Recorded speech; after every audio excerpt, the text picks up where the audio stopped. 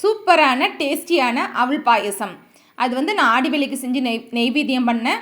அந்த அவல் பாயசம் எப்படி செய்யலாம் அப்படிங்கிறத பார்க்கலாம் வாங்க. ஒரு கடாயை எடுத்துகிட்டு அதில் நெய் விட்டுட்டு முந்திரி பருப்பெல்லாம் வறுத்து எடுத்துக்கிறேன். நெக்ஸ்ட்டு வந்து அதே நெய்யில் வந்து அவல் வந்து நான் ஒரு 3 டேபிள் ஸ்பூன் அவல் அவ்வளோதான் எடுத்திருப்பேன்.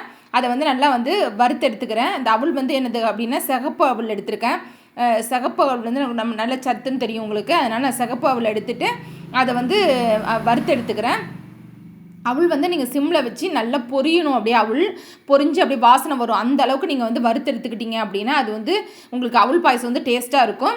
நீங்கள் வந்து இந்த அவல் பாயசத்துக்கு நான் வந்து கல்கண்டு போட்டு செய்ய போகிறேன். நீங்கள் வந்து வெல்லம் போட சேர்த்து செய்யலாம். வெல்லம் சேர்த்து செய்யும் போது நீங்கள் இறக்கி வச்சுட்டு வெள்ளை பாகா சேர்த்துக்கணும்.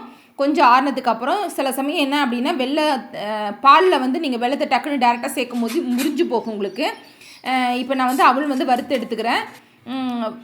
செவக்க வறுத்து எடுத்துட்டேன். நெக்ஸ்ட்டு இந்த அவல் வந்து மிக்சியில் ஒரு பவுட்ரு பண்ணிவிட்டு அப்படியே கொஞ்சம் தண்ணியில் மிக்ஸ் பண்ணி எடுத்துக்கிறேன்னா.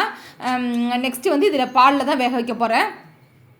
நீங்கள் டேரெக்டாக பால் ஊற்றலாம். நான் கொதிக்கிற பால் அப்படியே ஊற்றினா கட்டி ஏதாவது வரும்னு சொல்லிவிட்டு கொஞ்சம் தண்ணியில் மிக்ஸ் பண்ணிவிட்டு அதுக்கப்புறம் வந்து காய்ச்சின பாலை வந்து நான் அப்படியே சேர்த்து நல்லா பால்லையே அது வேகணும்.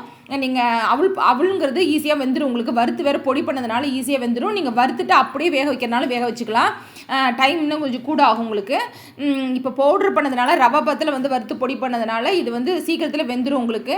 ஒரு 5 to 6 மினிட்ஸில் வெந்துடும். நீங்கள் கிள்ளி பார்த்தீங்கன்னா வெந்திருக்கும்ல, அந்த பதம் வந்தோடனே நீங்கள் வந்து அதை ஆஃப் பண்ணிடலாம். நல்லா பால்லையே நல்லா கொதிக்கணுங்க. அது நல்ல பால்லையே வேகணும். இது கிட்டத்தட்ட ஒரு 400 ml பால் இருக்கும். நான் பால்லையே தான் வேக வச்சுருக்கேன். உங்களுக்கு வந்து ஆறுனா இன்னும் கொஞ்சம் இருக்கும். அதனால் நான் பால் நிறையா ஊற்றி வேக வச்சுருக்கேன். அதை நான் இது நெய்வேத்தியம் பண்ணுறதுக்காக இதில் வந்து நான் சர்க்கரை சேர்க்காமல் கல்கண்டு சேர்க்குறேன். உங்களுக்கு வேணால் சர்க்கரை சேர்த்துக்குங்க. இல்லை வெள்ளைப்பாகம் வந்து இறக்கி வச்சுட்டு தான் வெள்ளைப்பாகா வந்து சேர்க்கணும். அப்போ தான் வந்து திரியாமல் இருக்கும் உங்களுக்கு. அடுத்து முந்திரி பருப்பு சேர்த்துக்கிறேன். நெக்ஸ்ட்டு வந்து பொடி பண்ணி வச்சு ஏலக்காயும் சேர்த்துக்கிறேன்.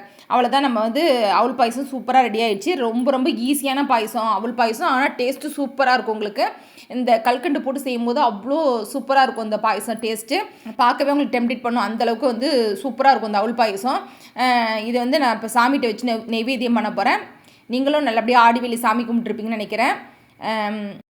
இப்போ வாங்க நம்ம எல்லோரும் சேர்ந்து சாமி கும்பிடலாம். தொடர்ந்து இது மாதிரி வீடியோக்கள் பார்க்கணும் அப்படின்னா கண்டிப்பாக சப்ஸ்கிரைப் பண்ணிக்கோங்க. லைக் பண்ணுங்கள், ஷேர் பண்ணுங்கள், கமெண்ட் பண்ணுங்கள். தொடர்ந்து சப்போர்ட் பண்ணுங்கள்.